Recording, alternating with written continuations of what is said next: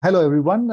Today we have Mr. Rahul Mehta joining us from Houston for an exclusive interview, which is part of the PanIIT USA virtual webinar series.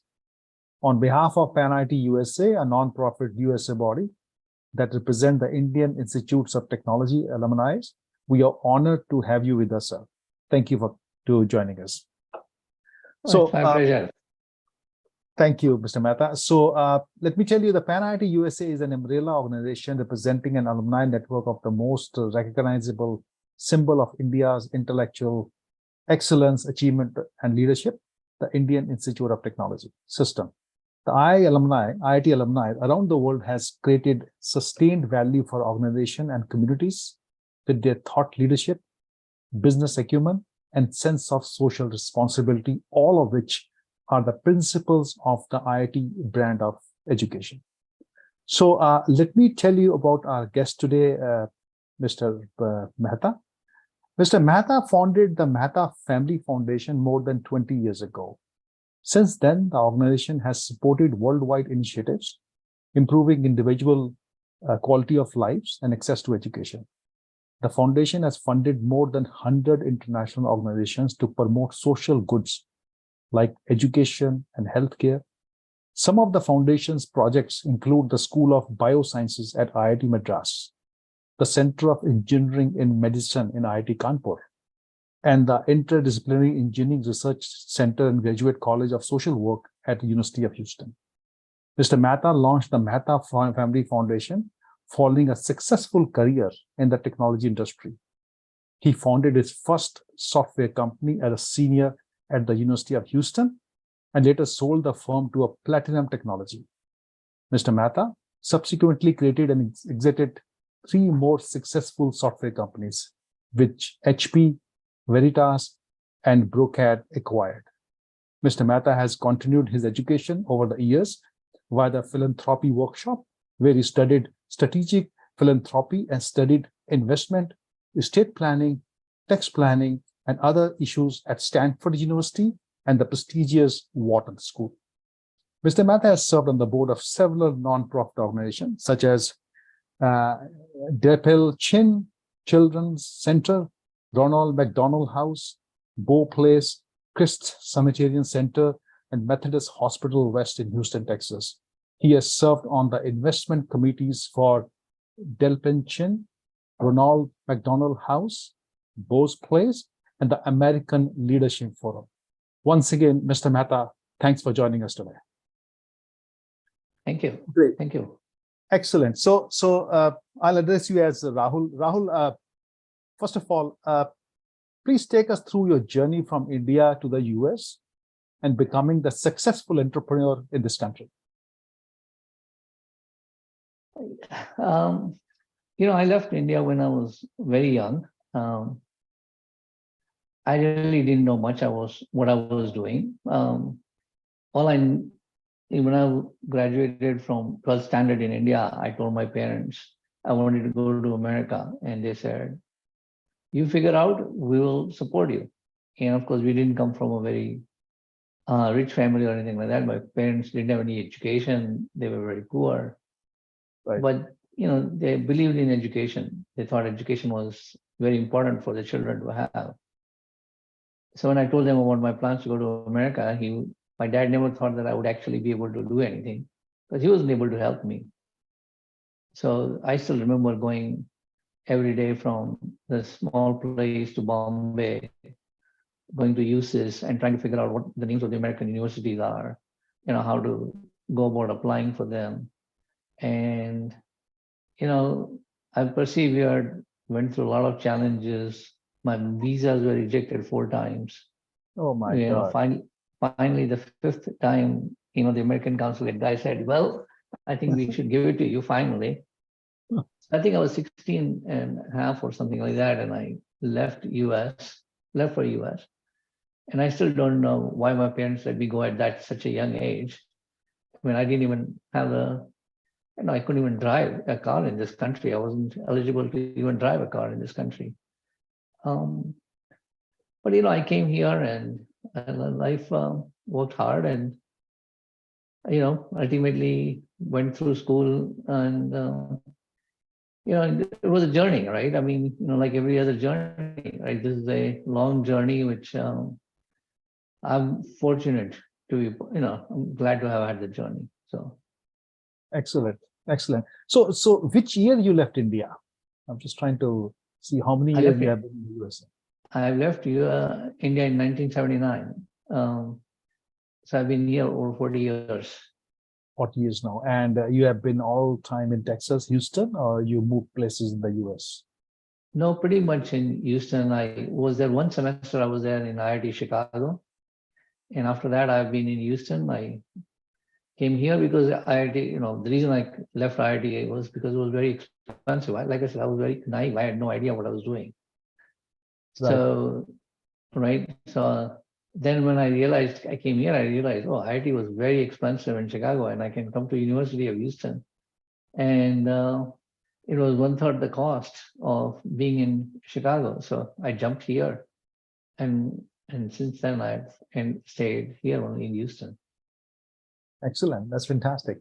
So as I read your bio, you have done fascinating things for the country, for India, right? You are still doing it. You are trying to make a difference in the life Mhm. of common man in the country. So tell us Mhm. about your vision for India. Just elaborate on that. Like you are using technology to change the world, change India. So let us know what is your vision, what you have planned to do in the next years to come. Sure. So I think, in philanthropy, it's called the theory of change. What do we really believe in? And so my theory of change is that countries that do well in science Mhm. ultimately generate economic prosperity. And right, so this is one of the fundamental bases of the investment and decision making in India from a philanthropy perspective. Because you clearly can invest and put, for example, money in an orphanage, or the pure from a different philosophy perspective. You can say, I can give money to an orphanage, I can give money to IIT. But what is the best economic output? Right? Where do you feel like you're going to get the most economic value? And science, and there are many studies that show that actually building science in India will actually generate more economic output in the long run. And that's the theory by which I operate today, right? This foundation believes in that. And that is the reason why we are investing so heavily in different places in India. Great. No, good to know. And just another question I have is like, of course, you're doing a great philanthropy and you're using technology. So why you chose the system? Like I see you are investing in, like you have set up some great centers in IIT Kanpur, IIT Madras, and what was the reason to go and collaborate with these educational institutions and fund them to do for these initiatives? What was the reason behind that? Well, I think what I know is that we know that IITs have done well. I personally obviously have not gone to IITs, but my sister went to IIT Bombay. So that's how I know a little bit about IIT. And then, of course, you know, clearly it has changed a lot since my sister graduated. Ultimately, we do know that India has, tremendous talent. I mean, right, if you look at JEE, Joint Entrance Exam, Right. out of the million students, right, maybe 10 or 15,000 get admitted to the 23 IITs now. I mean, that to me is still an enormous amount of talent pool in India that I think if you give them the right opportunities, Mm. can have a massive difference on the country, right? And I think that's what you have to look for, is that how can you help how can you help do things? So another way I tell people is I came to this country, to the US, and I did computer science for my undergraduate, and that changed my life. So what I really want to do is give them the same opportunities to students over there by creating new areas that they may not, Indian IITs may not have for another 10 years. But if you can give them right now, what you're doing is you're changing the trajectory of many students' lives. And that's what I'm trying to achieve. Excellent. So one thing is to financially supporting the whole ecosystem of building this young entrepreneurs or young technocrats, I could say, engineers. And the second thing is getting involved, hands-on. So basically, you pick up a project, you give the funding for the project, and then you get personally involved. So what is your method or strategy? Like, you are simply funding those initiatives, or you have your eyes and hands on what's happening with that funds, and you give your advice from day to day, so they should do in this area? Because there are two types of support. One is cutting a check and giving it. Second is getting involved yourself. So what is your method of philanthropy? No, very good question. I think, so to me, at the end of the day, philanthropy is, to me, I've never believed that philanthropy is just about writing a check and walking away, right? You have to, in order to get the satisfaction, you have to get involved. Now, there are different levels of involvement. The whole goal is not to dictate on a day-to-day basis what people do. But the goal is to help work with the system to guide them, right, to make a difference. So, and again, you talked about, again, you're talking about entrepreneurship or things like that, technocrats. But that is what I call as the output. But actually, I'm more focused on the input. Okay. So our fundamental vision at the foundation is to create what I call as bachelor's, master's, and PhD programs in India in fields that don't exist in India.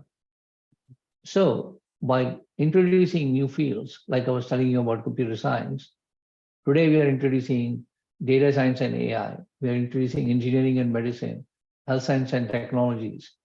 So there are so many new areas that we're creating in India, new programs that actually gives opportunities to Indian students that they may not have had for a long periods of time. And that is what we are focusing on. Excellent. Very good. I think that's out of the box thinking. So we all are from India. Like I left India in 95. I'm from IIT Delhi, and I've been in Houston for almost 13 years now. And we all know there are a lot of barriers and challenges that all of us should look out for while doing something in India. So tell me, again, you have been doing this for many, many years. Do you find it's difficult for the people like you who are so-called NRIs living abroad for 40 years, going back to a country, trying to do something and getting stopped by a bureaucracy or hitting a wall where you can't do much? So do you come across these challenges, or it is fine? It is. I think what people will tell you, I think it's true globally, but it's especially true in India. Giving money away in India is very difficult. It's actually very difficult to give money away in India. Oh, interesting. Okay. I think it's very easy to write a check, but it's very difficult to become good stewards of your funds. And India is no different. India is, giving money to IITs is not easy. Let's put it that way. Okay. We have plenty of challenges to do projects in India. And a project typically takes, from the time we conceive it to the time we actually can see the reality, is typically a 3-year project. And even after we fund it, to see the ultimate vision, it's another 5 to 6 years. So this is what I tell people in India. You have to be ready to play a long game. If you say, I want to give money and see immediate success, India may not be the right place for you. Okay. In fact, not even India, but even the US is not the right place. Most philanthropy that you do is a long game. Okay. It is not a short game. And you have to be, it's why it's called philanthropy is you have to have a lot of patience. It's not about throwing money. It's about having the patience, having the day-to-day, um, what do you want to call it as it's every single day. I tell people that I actually work harder today than I actually went in building the companies. Wow. So, that is the kind of effort you have to put in if you want to see success. Great. So as you mentioned regarding technology and engineering, so the STEM, right? The STEM is an increasingly important field for young people to participate in. Sure. And whether it is America or India, everywhere STEM education is being promoted. Like everybody wants to be a part of this whole STEM. So being in the technology area yourself, you build companies, your company got acquired. You have been on the both sides of the coin. You have been an entrepreneur and a successful businessman, and now you are doing philanthropy and trying to change the world.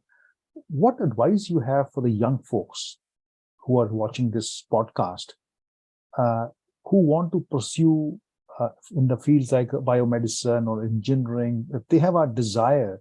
So any specific advice you have? Look, you have to, as you rightly said, it takes time in India. So you have some advice for them? Like you start working now, studying now, it might take 5-10 years to where you will make a difference in the life of other people. So any specific advice for the youngsters based on your experience? Again, I'm not sure that I have any one word advice or anything. I think in general, I think that to do anything, you have to be ready for the long game. Number one, right? Everything we do, it takes a decade, maybe 20 years. Most people don't have the patience to spend 20 years behind certain things, to reach a certain level of mastery where it takes, you really need to, ultimately, I feel like you have to figure out where is your mastery, what is your gift. So when I talk to younger students, I said, you got to understand your gift. What is your passion? I know it's an overused word, but you still need to have something that will say, this is what I am interested in doing, because the road is full of obstacles, right? There's nothing simple. But the question is, how are you going to overcome the obstacles? What are your values? How do you hold your values? These are all the things that are very difficult when the road gets very difficult. And that's what you have to overcome. And then you'll find your success. Right. No, I think great advice. Because right now, all the youngsters are looking at shortcuts. Yeah. They want to do something fast and get some tangible benefits. So that's not life. It's not a sprint. It's a marathon. So you have to understand that. So is there one or two special learnings from your life that you consider having had a deep impact in your shaping your career or your personal life? Any special learnings in the last 40 years?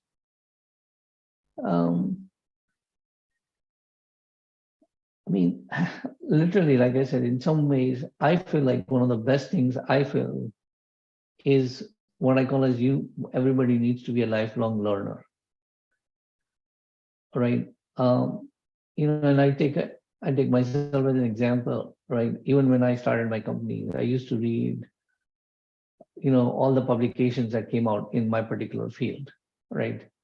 I used to read New York Times, I read Wall Street Journal, I read so many different things that ultimately is what gives you the body of knowledge to make good decisions.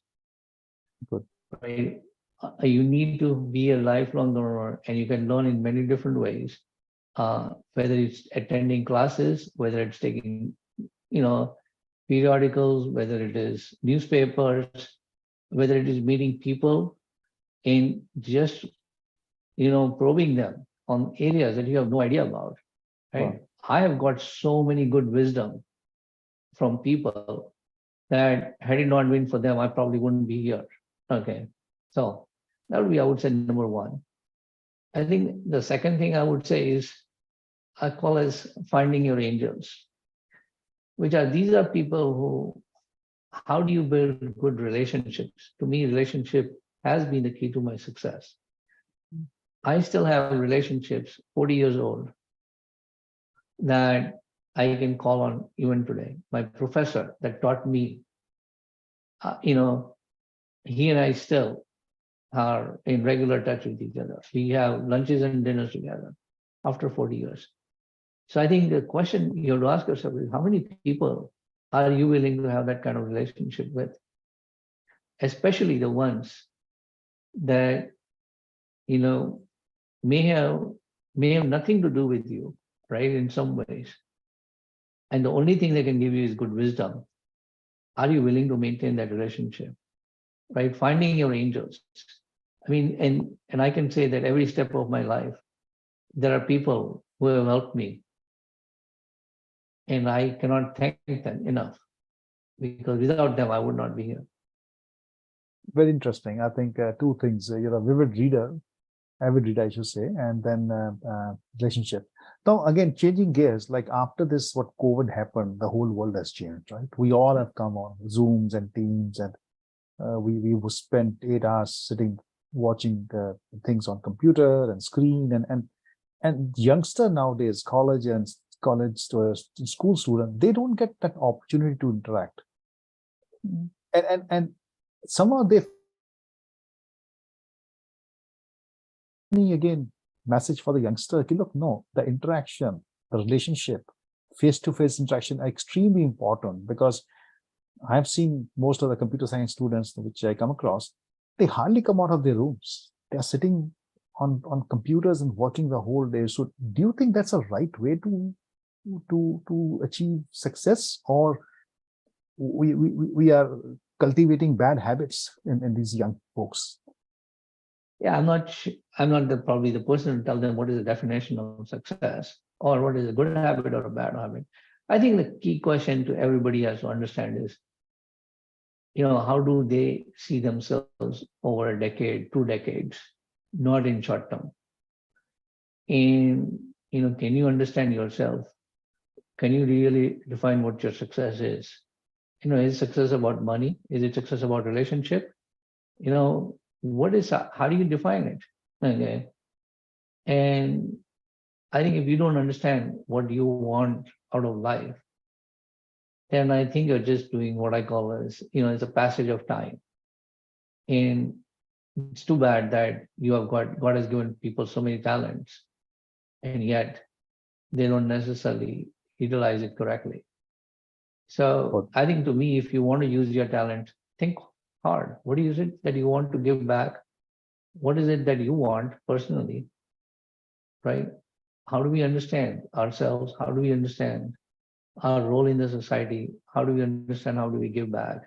I mean, these are good questions for people to spend time thinking through. Excellent. No, that's true, because you have to take one step back and think where you want to be in 20 years, how you can give back to the society, how you can make a difference. So that's the thing. Sometimes people get lost in their daily routine of work. They just forget what they are here for. So what motivates you on a day-to-day? Like, what do you think which really makes you get up in the morning and start doing something which makes a difference? So anything, I mean, at some level, I feel like, one is clearly that I'm blessed. God has given me plenty, far more than I ever thought. I mean, if I see the younger version of myself, I don't think I ever imagined my life that I would be doing what I'm doing today. I think, so I feel like, God has really blessed me. I mean, I've been blessed with great people around me. My entire journey is, I really feel that I've had great people in my journey. And so I clearly believe that, at the end of the day, had it not been for them, I would not be here. And I feel like I want to create the same opportunities for others. And that's what motivates me. That's excellent. And what is the role of, again, you touched on that. What is the role of the family and the friends in your professional success or in your giving back to society success? Do you think they played a vital role? Oh, absolutely. I think the family is very important. Your friends are very important. I mean, for me, in my case, my employees are my friends. I mean, I have employees that have worked with me for over 20, 25 years. I mean, had it not been for them, I probably wouldn't be here. So, I mean, there are lots of people that that we have to be great. I mean, at least I'm grateful for that. I feel very blessed to have had these people in my life. Very good. Excellent. So I think one of the questions that's coming to my mind is, again, being at that position now, where you think you will be in 10 years from now. What is your dream project, or what is there you really want to achieve in the next 10 years? Oh, I mean, I think there are different dimensions to, I think, your question, right? I mean, I think philanthropy, I continue to, invest in India. That is my goal. That we want to do more in India if I can. Then, and then there's a local dimension, right? How do I play a bigger role in the city that I'm living in?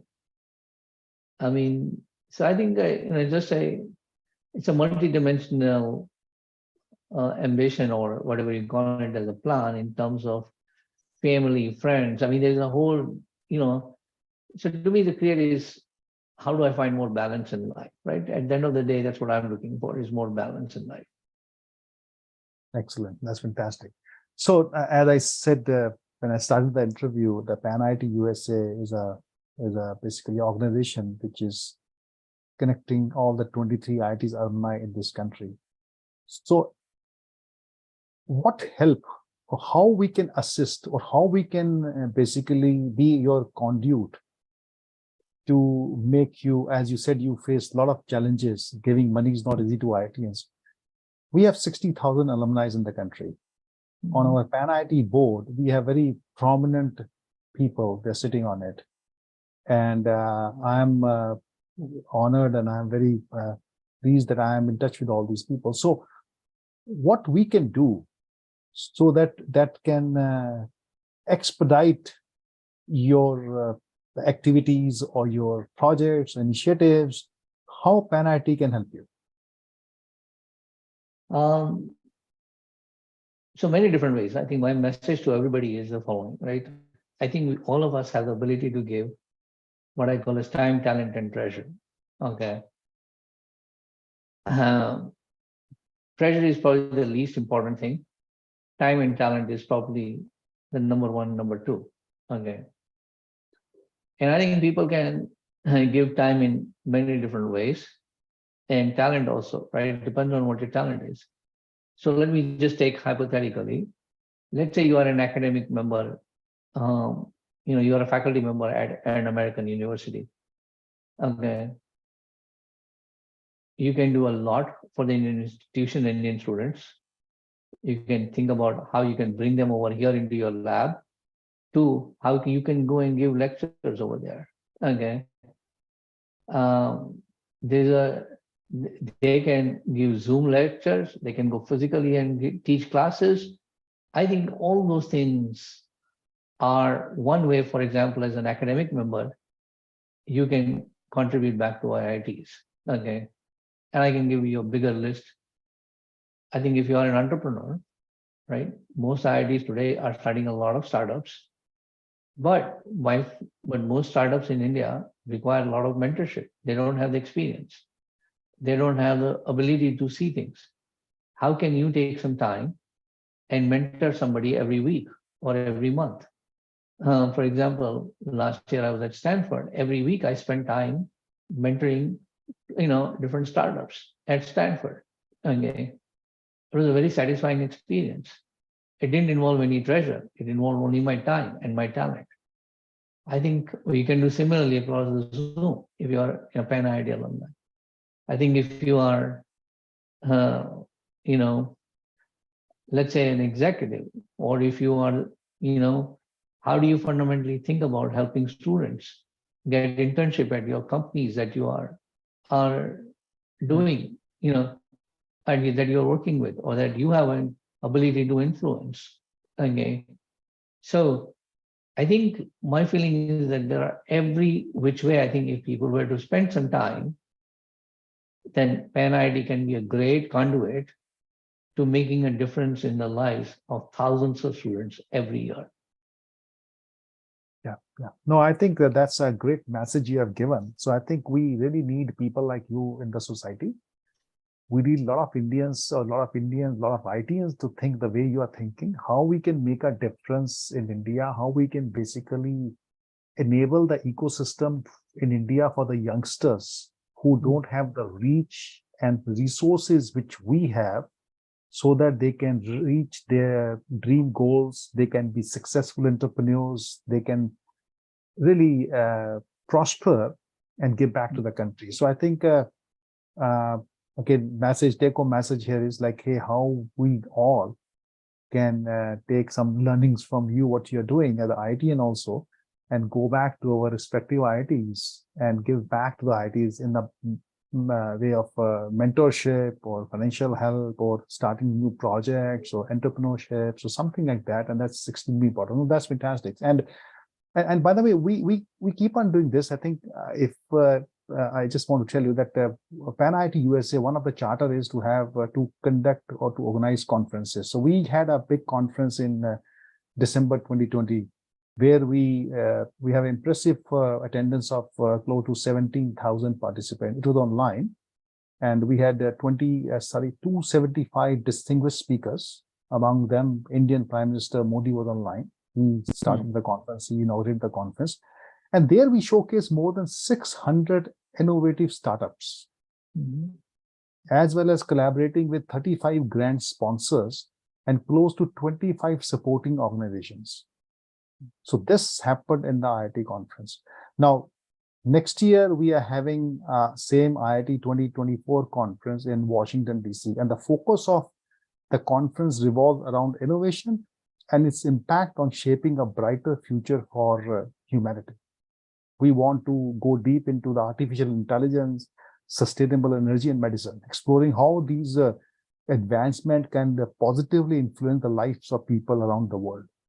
Moreover, the event which showcased the vital role of the US-Indian relationship in technology innovation and security cooperation, especially in the current geopolitical landscape. So I think PanIIT is involved in these sort of activities, but we just do once in 2 years a big thing and get everybody involved. And we warmly invite you to join us in engaging in discussions with the distinguished thought leaders from industry, academia, government. The event will provide an excellent platform for networking with some senior executive from global biotech globally organizations. So it's 12th, 13th, 14th of January next year in Washington, DC. So sure. I'll be thrilled if you can make time to attend and be one of the speakers, guests. You let me know how you're placed, and we want to get you involved. Maybe something to do into the innovation area, where we can set up a panel for the entrepreneurs, which you can run it, and we'll invite a youngster to present their projects or something like that. So I'm just thinking there are different ways we can work together, and I'll be in touch with you on that. Yeah, we can. We definitely find different ways to work together. Yeah, so that would be fantastic. So I think that's all from my side. Once again, Rahul, on the behalf of PanIIT USA, I would like to thank you for your time, and a special thank to Ron Gupta. He is the president PanIIT USA, who is the strength and the supporter for these online podcasts. So, and as I earlier said, please count on us and let PanIIT USA be your portal into the IIT ecosystems. Being a PanIIT USA board member, I would like to assure you that you will get all the required support from the PanIIT USA board members and our executive team. So whatever we can do for you to make your project successful, we'll be more than happy to work with you. So thank you very much for your time. And let's keep talking, and looking forward to seeing you in a conference next year in Washington, D.C. Thank you, Vijay. Thank you for taking the time to speak to me. Thank you, I Rahul. appreciate everything you're doing also for PanIIT.